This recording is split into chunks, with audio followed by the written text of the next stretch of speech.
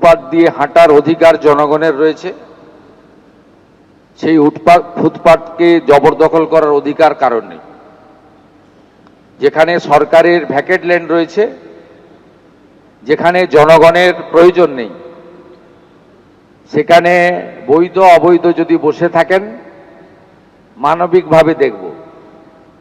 কলকাতার বড় বড় চওড়া রাস্তা, জনগণকে হাঁটার জন্য ফুটপাত, এটা কারো হাতে দেওয়ার অধিকার আমাকে কেউ দেয়নি।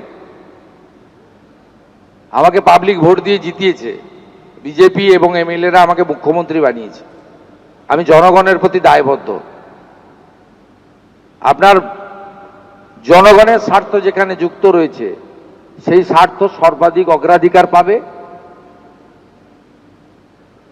মুষ্টিমেয় কোনো ব্যক্তি বা গোষ্ঠী তার স্বার্থ আমার কাছে অগ্রাধিকার পাবে না।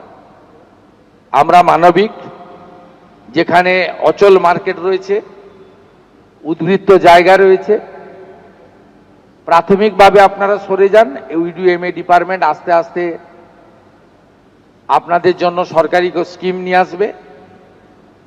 হকারদের জন্য ভারত সরকারের শ্রম দপ্তরের স্কিম রয়েছে, তার সুযোগ আপনারা পাবেন এবং অন্যান্য সুযোগ পাবেন।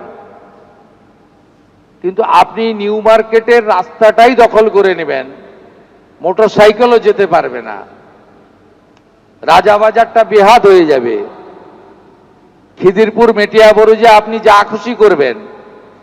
এটার জন্য কিন্তু আমাকে মুখ্যমন্ত্রী করেনি পাবলিক। অতএব আপনার এই প্রশ্নের উত্তর আমি দিয়েছি। আর রিগার্ডিং দুর্গাপুজো, এটা নিয়ে আমি এখনো আলোচনা শুরু করিনি। আলোচনা আমি করব। তথ্য সংস্কৃতি দপ্তরের দায়িত্ব আমার হাতেই আছে, আমার সঙ্গে একজন রাষ্ট্রমন্ত্রী আছেন। আমি এটা সাংস্কৃতিক দপ্তরের মধ্যে পড়ে, আমি নিশ্চয়ই আলাপ আলোচনা করব।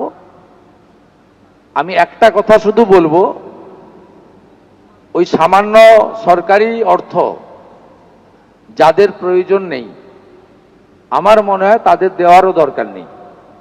আর যারা এই অর্থের জন্য পুজো করতে পারেন না বা পারবেন না, তাদের পাশেই সরকার থাকবে।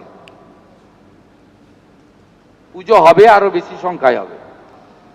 একটু সময় আপনারা দিন। আমার কাছে লিস্ট রয়েছে। বিজিবিএস করতে গিয়ে মমতা বন্দ্যোপাধ্যায় একটি ইভেন্ট ম্যানেজমেন্ট সংস্থাকে মোট 635 কোটি টাকা দিয়ে গেছেন। 635 কোটি টাকা একটি ইভেন্ট ম্যানেজমেন্ট সংস্থাকে। এরও তদন্ত হবে। তদন্ত শুধু নয়, মামলা আমরা করব এবং প্রয়োজন হলে মানি লন্ডারিং যারা ইনভেস্টিগেট করে তাকেই হ্যান্ড ওভার করব। আমরা ছাড়বো না, ছাড়ার জন্য তো মানুষ বসায়নি।